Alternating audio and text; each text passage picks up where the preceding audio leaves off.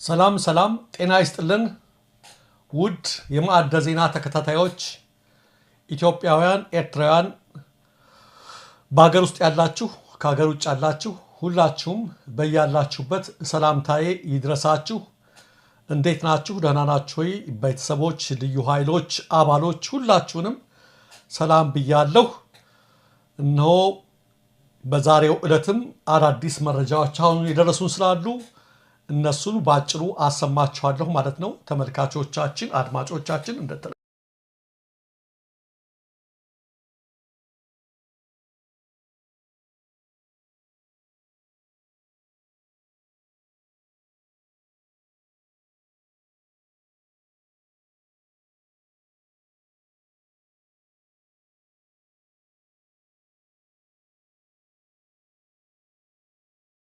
ሰላም ጤና ይስጥልን ተመልካቾቻችን ከአንከር ሚዲያ ዝግጅት ክፍል ያክብሮ ሰላምታችንን እናቀርባለን። ከፋኖ መንደር የተገኙ መረጃዎች በሚል የምናቀርብላችሁን መርሃ ግብር ነው ይዘን የመጣ ነው። በትላንትናው ዕለት በተለያዩ የአማራ ክልል አካባቢዎች ከፍተኛ ድል የተገኘባቸው ውጊያዎች መደረጋቸው ይታወቃል። በተለይም በደቡብ ጎንደር በአገዛዙ ሰራዊት ላይ መጠነ ሰፊ ኪሳራ መድረሱም እንደዚሁ በቪዲዮና በፎቶግራፍ ጭምር ተደግፈው ከመጡ መረጃዎች ለማወቅ ተችሏል። ዛሬ የደረሰን መረጃ እንደሚያመለክተው በቀጠናው የሚገኙ የብልጽግና ሹማምንቶች ወደ ምድብ ቦታቸው ለመሄድ እንደማይፈልጉ በመግለጻቸው ከመከላከያ ሰራዊቱ አዛዦች ጋር ከፍተኛ ጸብ ውስጥ መግባታቸው ተመልክቷል። ብዙዎች እንደታሰሩም ነው የሚነገረው።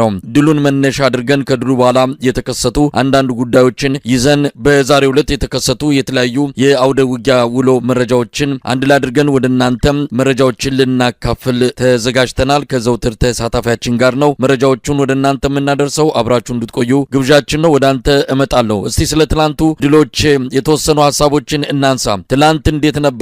እንግዲህ ባለው መረጃ መሰረት ከ600 በላይ የአብይ አህመድ የጥምር ሰራዊት አባላት ናቸው የተደመሰሱት። 500 የሚደርሱ መማረካቸውም ተመልክተዋል። ከፍተኛ ቁጥር ያለው የጦር መሳሪያ በቁጥጥር ስር መዋሉ ነው የተገለጸው። ድሉ ከፍተኛ ነው። በአካባቢው የብልጽግና መዋቅር ሙሉ በሙሉ ፈርሷል። እስቲ ስለ ትላንቱ ድሎች ያሉትን በተወሰነ ደረጃ እንመልከታቸው። አመሰግናለሁ መሳይ። እንግዲህ በደቡብ ጎንደር ከየካቲት 1 እስከ 4 በተደረገው የዛሬ ወር አካባቢ ማለት የሚያስችል ደረጃ የፋኖ ኃይሎች ከዞኑ የሚገኙ 22 ወረዳዎች ውስጥ 17ቱን ወረዳ ሙሉ በሙሉ መቆጣጠራቸውንና አልፈውም ደብረታቦር ከተማ መቆጣጠራቸው ይታወቃል። የደብረታቦር ከተማ ላይ ፋኖ ከተማዋን ተቆጣጥሮ በዋለበት በ24 ሰዓት ውስጥ 22 ጊዜ የድሮን ጥቃት በከተማዋ ላይ በመጣሉ የፋኖ ኃይሎች በዙሪያው ከበው ከከተማው ህዝቡን ለማዳን ሲሉ ወጣው ነበረ። እንግዲህ የሸሹ የመሰለው የአገዛዙ ጦር ከትግራይ አካባቢ ተመልሶ ወደ ደብረታቦር በርካታ ሰራዊት በተለይ በዋናነት የአድማ ብተናና አጠቃላይ የክልሉ ሚኒሻ ማለት በሚያስችል ደረጃ ደብረታቦር ከተማ ስልጠና በመስጠት ወታደራዊ ስልቶችን በመንደፍ የተሻለ አቅም ያላቸው የተባሉትን ወታደራዊ ውጊያ ብቃት አላቸው የተባሉትን ክፍለ ጦሮች በደንብ አድርጎ አደራጅቶ ንፋስ መውጫ ከተማን መጣው ገብተው ነበረ። ግን 6 ቀን አልቆዩም። ያለምንም ውጊያ ተቆጣጥረውት የነበረው የንፋስ መውጫን ከተማ የፋኖ ኃይሎች ሸሽተዋል፣ ተመተዋል ብሎ ተዘናግቶ በተቀመጠበት ሰዓት የአገዛዙን ጦር ሙሉ ከበባ በማድረግ የላይ ጋይንት ወረዳ ዋና ከተማ ንፋስ መውጫን በርካታ ምሽጎችን በመቆጣጠር በትናንትናው ሁለት ከሌሊቱ 11 ሰዓት እስከ 6 ሰዓት በተደረገው ውጊያ ሰራዊት ተገሏል፣ ተማርኳል። በጣም በርካታ ወታደራዊ ቁሳቁሶች ተገኝተዋል። በአጠቃላይ ፋኖ የማድረግ አቅሙን ያሳየበትና ትልቅ ድል የተጎናጸፈበት ሆኖ ነው የተገኘው። እንግዲህ በተደረገው ውጊያ መሳይ በትናንትናው ዕለት የቀረቡ አንዳንድ መረጃዎች አሉ። አሁን እንደምንሰማው ከሆነ የሟቾች ቁጥር በተለይ በዋናነት የስራ አስፈጻሚ በዞን ውስጥ የሚገኙ የወረዳ ስራ አስፈጻሚዎች ስደተኛ ሆነው ተቀምጠው የነበሩ ንፋስ መውጫ ከተማ ላይ፣ አንበሳሜ፣ ሐሙሲት ከተማ ላይ በስደት ተቀምጠው የነበሩ የብልጽግና አመራሮች ጭምር ተይዘው እንደተወሰዱና በርካቶች እንደሞቱ በአጠቃላይ ግን ትናንትና በተነገረው መረጃ መሰረት ከ651 በላይ የተባለው አሁን ወደ 700 አካባቢ የጸጥታ ኃይልና የብልጽግና አመራሮች ሚኒሻ አድማ ብተና ከ700 በላይ እንደተገደለ በትናንትናው ዕለት 480 ተብሎ ተጠቅሶ የነበረው ምርኮኛ አሁን ወደ 600 እየተጠጋ እንደሆነ መረጃዎች ያመላክታሉ።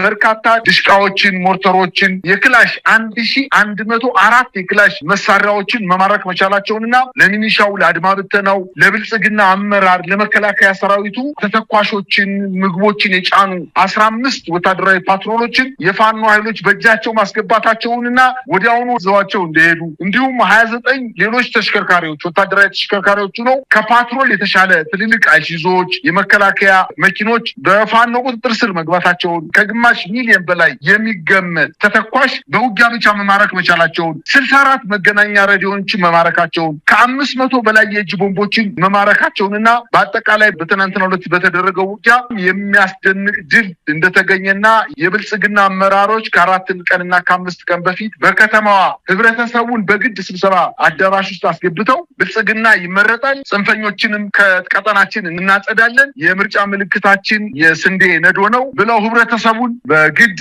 ብልጽግናን ካልመረጣቸው በማለት ሲያስፈራሩ ሲዝቱና የጽንፈኛ ኃይሉን እናጸዳለን ብለው ሲሉ የነበሩ ሰዎች ሳይውሉ ሳያድሩ በዛው ከተማ ላይ የፋኖ ኃይሎች እጃቸውን ጨብጠው እንደገና መልሰው በራሳቸው ላይ ጸጸት ውስጥ እንዲገቡ በማድረግ በከተማዋ ላይ እኔን ያየህ ይቀጣ ንፋስ መውጫ ከተማ ከንቲባ በፋኖ ተይዞ እኔን ያየህ ይቀጣ ወንጀለኛ ነኝ አጥፍቻለሁ እያለ ሲለማመጥና ደንግጦ በከተማዋ ላይ እያዞሩ ለህብረተሰቡ ሲያሳዩት ህብረተሰቡም ደስታውን የገለጸበት ሁኔታም ተመልክተናል። በአጠቃላይ በንፋስ መውጫ በደራ ሐሙሲት በአንበሳሜ እስከ ዘንዘል ማድረስ በነበረው አጠቃላይ ውጊያ ጨጨሆን ጨምሮ የምስራቅ አማራ ቀጠና እና የጎንደር ሁለቱም የፋኖ አደረጃጀቶች የጉማንተ አባታ አንደኛ ኮርና የጎንደር ጠቅላይ ግዛት ህዝብ በጋራ ባደረጉት የማጥቃት እንቅስቃሴ በደቡብ ጎንደር ሁለተኛ ድል ተመዝግቧል።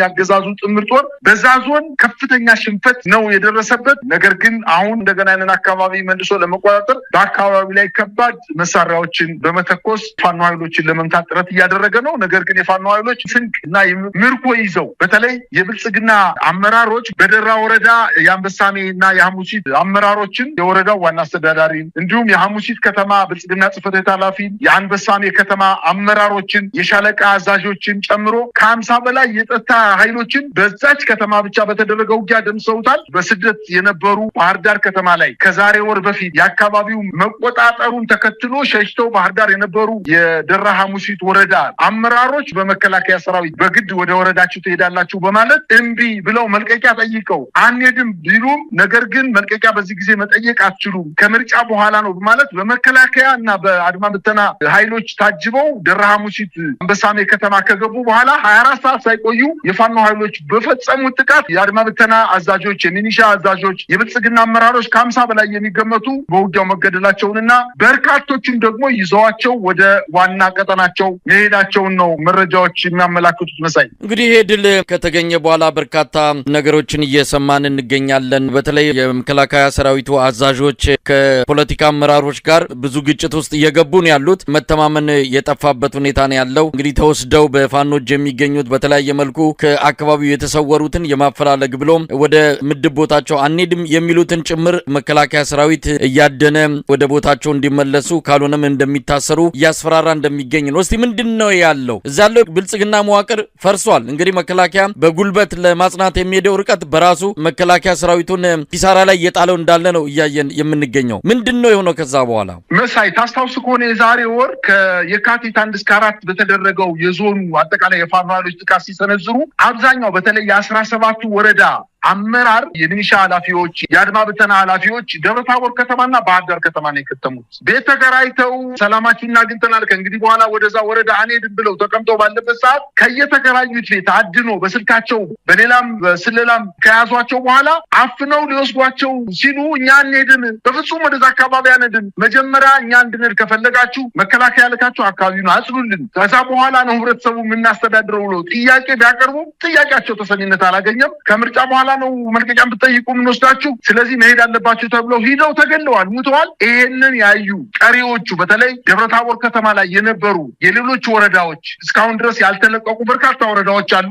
የፋኖ ኃይሎች በቁጥራቸው ስር አርገው ይዘዋቸው ያሉ የስማዳ፣ እስቴ፣ አንዳቤት፣ የታች ጋይንት፣ አርብ ገበያ አካባቢ ያሉ የመና መቀጠዋ ወረዳ እንዲሁም የፋርጣ ወረዳ አመራሮች ደብረታቦር ከተማ ነው የሚገኙት። አንሄድም ብለው መልቀቂያ ጠይቀው እምቢ በማለታቸው እንዲያው አድማ ብተናው፣ የመከላከያ ኃይሉ፣ ሌሎችም የብልጽግና አመራሮች እንዲመቱ ያደረጋችሁ ቀድማችሁ መረጃ በመስጠታችሁ ነው በማለት በርካታ የብልጽግና አመራሮች በደብረታቦር ከተማ በሚገኘው የመከላከያ ካምፕስ ታስረው እንደተወሰዱና ምን ሊያረጓቸው እንደሚችሉ እንግዲህ መገመት ይቻላል። እነዚህን የብልጽግና አመራሮች አንሄድም፣ እኛ ህብረተሰቡ ጠልቶናል፣ ስለዚህ እንደ ወንድሞች እንደ ጓደኞቻችን ሄደን ሳንውል ሳናድር መሞት አንፈልግም፣ ለልጆቻችን መቆየት አለብን። እንዲያውም አንዳንዶቹ አመራሮች አላማ ለሌለው ጦርነት ሂደን መዋጋት አንፈልግም፣ መሞት አንፈልግም ብለው ፊት ለፊት ከመከላከያ አመራሮች ጋር በመጋጨታቸው ወደ መከላከያ ካምፕ ተወስደዋል። ምናልባት እነዚህ ሰዎች ሊያስወግዷቸው እንደሚችሉ ነው የምገመት። በአጠቃላይ ግን ደቡብ ጎንደር ብልጽግናና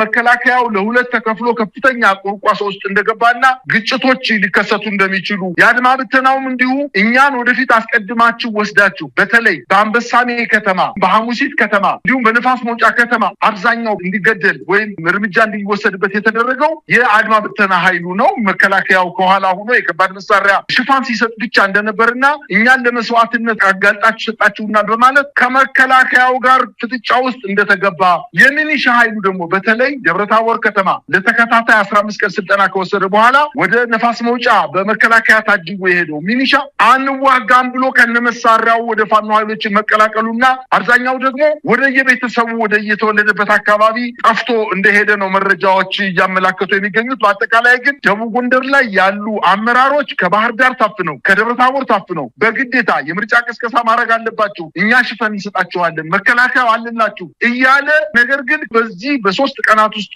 በተደረጉት አጠቃላይ ውጊያዎች ከ50 በላይ የብልጽግና አመራሮች እጅ ሰጥተዋል፣ ተማርከዋል፣ ተገለዋል፣ ቆስለዋል፣ ተይዘው ተወስደዋል። ስለዚህ ጉዳት የደረሰበት በአብዛኛው የብልጽግና አመራር ነው። እንግዲህ ሞታቸውም አያምርም፣ ምርኮባቸውም አያምርም። እንዳየነው ከሆነ የብልጽግና አመራር የሆኑት የንፋስ መውጫ ከተማ ከንቲባ የሆኑት እንግዲህ ከ3 ቀን በፊት ምን ሲሉ ነበረ? አሁን ደግሞ ተይዘው በከተማው ላይ እኔን ያየ ይቀጣ ብለው ለቤተሰቦቹ፣ ለወለዳቸው ልጆቹ፣ ለዘመዶቹ ሀፍረት ሊፈጥር የሚችል ድርጊት ነው የፈጸሙት። ይሄንን አይቶ ወደ ትግል አሁን ወደ አላማ ለሌለው ትግል እየተሳተፈ የሚቀጥል የብልጽግና አመራር ካለ የዚህ ሰው እየጣፋንታ ሊደርሰው እንደሚችልና ምናልባት ይህን ሰው እያይተው ወደኋላ ሸሽተው ወይ ከቻሉ የብልጽግና አመራርን ለቀው ወደ ፋኖ ኃይሎች መቀላቀል እንዳለባቸውና ቀሪዎቹ ደግሞ አንፈልግም ብለው በአቋማቸው ጠንተው መልቀቂያ ባይሰጣቸውም አንሄድም ብለው የሚመጣውን መቀበል መቻል እንዳለባቸው እና ቢያንስ እንዲያው በህብረተሰቡ ዘንድ ሞታቸውም እንዲያምር እምቢ ብሎ ነው የሞተው፣ አልቀላቀልም ብሎ ነው የሞተው፣ መልቀቂያ ስላልሰጡት እምቢ ስላላቸው ነው እርምጃ የተወሰደበት፣ የታሰረውም እንዲህ ስለሆነ ነው ተብሎ ሰው እንዲያወራለት እንኳን እነዚህ የሞቱ ሰዎች አሁን አንበሳሜና ሐሙሲት ላይ የሞቱ የብልጽግና አመራሮች ምን ተብሎ ነው የሚለቀስላቸው? ህብረተሰቡን ሲያገለግሉ ተገደሉ የሚባሉት የብልጽግና አመራር ከመከላከያ ሰራዊት ካምፕ ሆኖ ክላሽ ተሸክሞ አብሮ እየተዋጋ ነው የተመታው። የተማረኩትም አድለኛ ሆነው ወደ ፋኖ ዋና ካምፕ ተወስደዋል። የሞቱት ግን እንግዲህ ሊለቀስም አይችልም። ሞታቸው የውሻ ሞት ተቆጥሮ በማህበረሰቡ ዘንድ ለቤተሰቦቻቸውም ከፍተኛ ጠንቅ ሰጠው የባንዳ ልጅ የተባሉ ቤተሰቦቻቸው እንደሚሰደቡና በአጠቃላይ ግን በብልጽግና አመራርና በአገዛዙ ጦር ላይ በደቡብ ጎንደር የደረሰው ሽንፈት ኢታማጆር ሹሙ እንደተናገረው በዘራችሁ አይድረስ ብሎ እንደተናገረው በብልጽግና የደረሰው ሽንፈት እጅግ በጣም አሳፋሪ ነው ማለት እችላለሁ። መሳይ እዚህ የትላንቱ ድል ቀላል የሚባል ስብራት አይደለም በአገዛዙ መንደር የፈጠረው። በተለያየ መንገድ ለማድበስበስ ቢሞክሩትም ነገር ግን የሚችሉት አይደለም። ምርጫ እያሉ እያሰቡ ምርጫ አይደለም በሰላም ወጥቶ መግባት የማይችሉበት መንግስታዊ መዋቅሩን መምራት ከማይችሉበት ደረጃ የደረሱ ናቸው። ይሄ ነገር ወዴት ሊወስድ ይችላል? እንግዲህ ባህር ዳር 35 ኪሎ ሜትር ርቀት ላይ ባለ ቦታ ነው እንዲያንን ነገር እየተፈጸመ ያለው። የባህር ዳር ድል ዕጣ ፈንታ የሌሎችም የዞን ከተሞች ከዚህ የተለየ ሊሆን አይችልም። ነገሩ እየገፋ ሲመጣም የትላንቱ ድል ብዙ ነገርን አመላካች ነው። አብይ አህመድ ሁሉ ነገር እንደ ትላንቱ የሚቀጥል እንደማይሆን እንኳን መቀበል አልፈለገም። ፋኖ በሁሉም አደረጃጀት በፖለቲካውም በወታደራዊም ቁመናውን አሳድጎ ከፍ ወዳለ ደረጃ መድረሱን በተለያዩ እንቅስቃሴዎቹ እያየን ነው። የዚህን ውጤት ደግሞ በእንደዚሁ በአውደ ውጊያና በፖለቲካው ላይ በሚሰሩ የተለያዩ ስራዎች እያየን እንገኛለን። እስቲ ዛሬ የተገኙ ድሎች ካሉ በተለያዩ አካባቢዎች ዛሬም የአውደ ውጊያ ውሎች እንዳሉ ነው መረጃዎች የሚያመለክቱት። ዋና ዋናዎቹን ብታካፍለን። ከዛ በፊት ግን አንድ ሳልጠቅሰው ያለፍኩት ነገር አለ።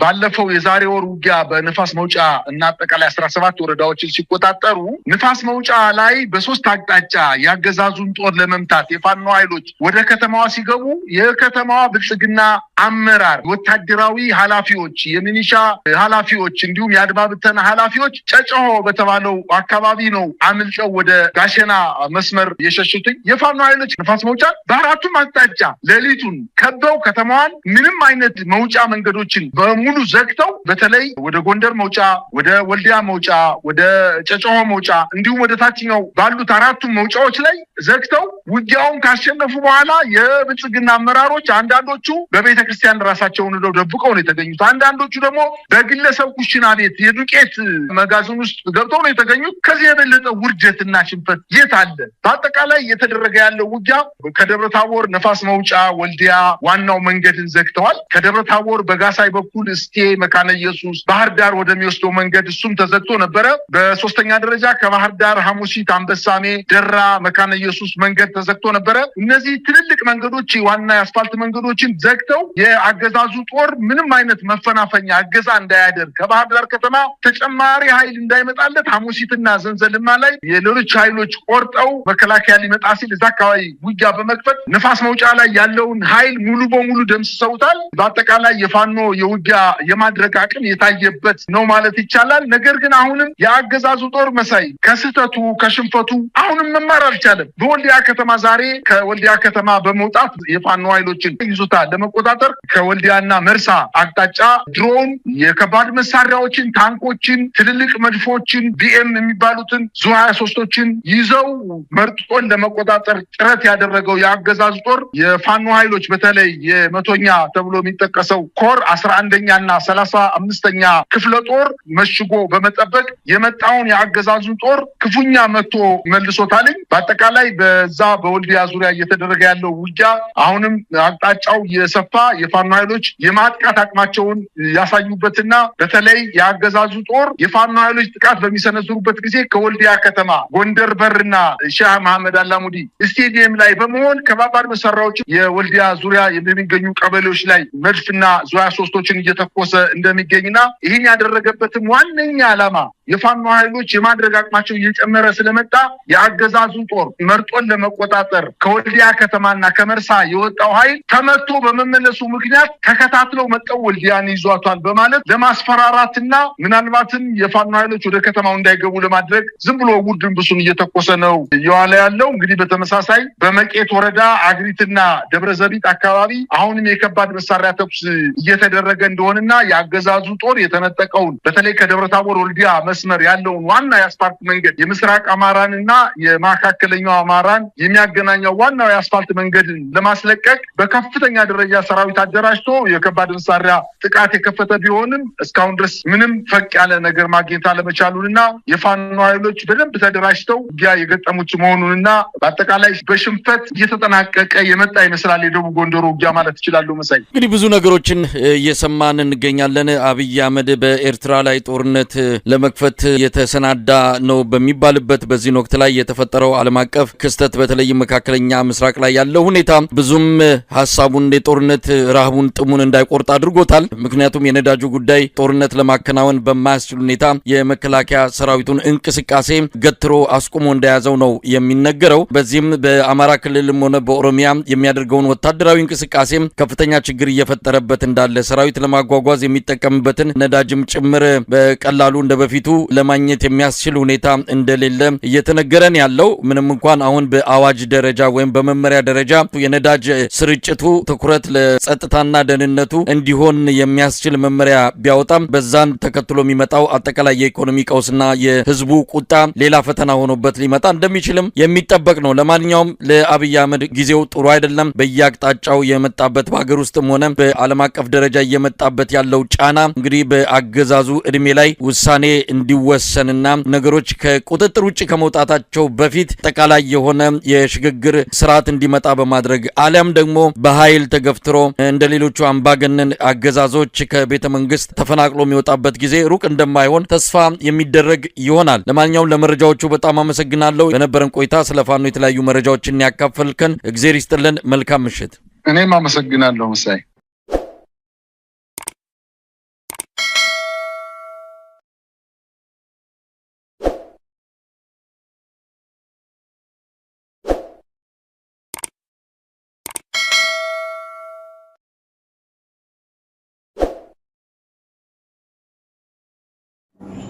ኢድ ሙባረክ ብለናል። የኢድ ዝግጅት እንዴት ይዟችኋል? እንግዲህ ዛሬ የሰራሁትን ሐለውያት ትላንትና የሰራሁትን አሳይቻችኋለሁ። ዛሬ እንግዲህ ይሄ ነጭ ቾኮላታ ነው። አሰላሙ አለይኩም ወራህመቱላሂ ወበረካቱ። ሰላም ሰላም፣ ጤና ይስጥልኝ። የተወደዳችሁ የተከበራችሁ የቻናሌ ቤተሰቦች፣ ውድ ኢትዮጵያውያን፣ ውድ ኤርትራውያን እንዴት ናችሁ? ሰላም ናችሁ ወይ? እኔ ጋር አልሐምዱሊላህ ሁሉ ሰላም ነው።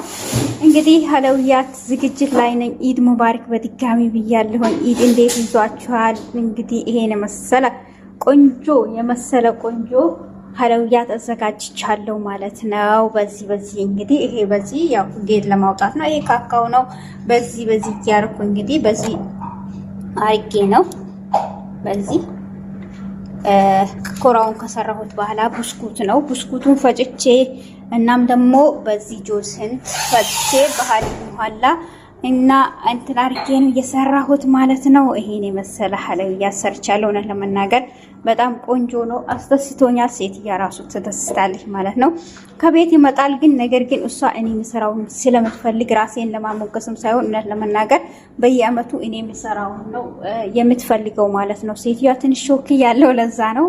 እንግዲህ እዚህ ጋር ደግሞ ቾኮላታ ነጩን አቅልጬው እሱ ላይ ሰርቼ ነው ማለት ነው። ይሄ ደግሞ ቾኮላታ እንትኑ ጥቁሩ ቾኮላታ ማለት ነው። ይሄ ቀርቶኛል። ይሄ ነው። ይሄንን እንትን አርጌ ቆራርጬ ሙቅ ውሃ ላይ አርጌ ከፈለጋችሁ መክረይፍ ላይ አርጋችሁ ማለት ነው እሱን መስራት ትችላላችሁ። እና ይሄን የመሰለ የሚያምር ቆንጆ ሐለውያት ሰርቻለሁ ማለት ነው። ላይክ ያስፈልገዋል። ላይክ አርጉ፣ ሼር አርጉ፣ ሰብስክራይብ አርጉ ብላችኋለሁኝ። ውድ ኢትዮጵያን፣ ውድ ኤርትራውያን ወዳችኋለሁኝ። በጣም የሚያምር ትላንትና ደግሞ ያው ማአሙን ብስኩት ሰርቼ አሳይቻችኋለሁ ማለት ነው። ዛሬ ደግሞ ይሄን ሰርቻለሁ። እንግዲህ ነገ ኢድ ከሆነ ኢድ ሙባረክ ብለናል። ይሄ ደግሞ በካካው አርጌ ነው። በዚህ ያው በነጩ ቾኮላታ በጥቁሩ ቾኮላታ ከሰራሁት በኋላ በዚህ ጆስ ህንድ አርጌ ያው ከለር እንዲሰጠኝ ቆንጆ እንዲያምሩ አርጌ እንግዲህ በዚህ መልኩ አርጌ በኋላ ደግሞ ሊቀርብ ሲል ደግሞ በሌላ በራሱ በቻላ ሰሃን ላይ እንትን አለ የማስቀመጫ አለ። በሱ ደርድረውና በሱ ሲቀርብ ደግሞ ማሻአላ ተባረከላ ዋው በጣም ነው የሚያምረው ማለት ነው። እና ምን ይመስላል? እስቲ ላይክ ኮሜንት ላይ አስቀምጡልኝ። እወዳችኋለሁኝ ቤተሰቦቼ፣ ሁላችሁንም ክበሩልኝ እላችኋለሁ። ወሰላሙ አለይኩም ብለናል። ላይክ ማድረጉን እንዳረሱ። በዚህ የሚያምር እንደዚህ የመሰለ ነገርን ሰርቼ አበረታቱኝ እላችኋለሁኝ። እንግዲህ የሰራሁባቸው ግብአቶች ይሄ ነው ማለት ነው። አበረታቱኝ። ቅንነት ለራስ ነው ቤተሰቦቼ።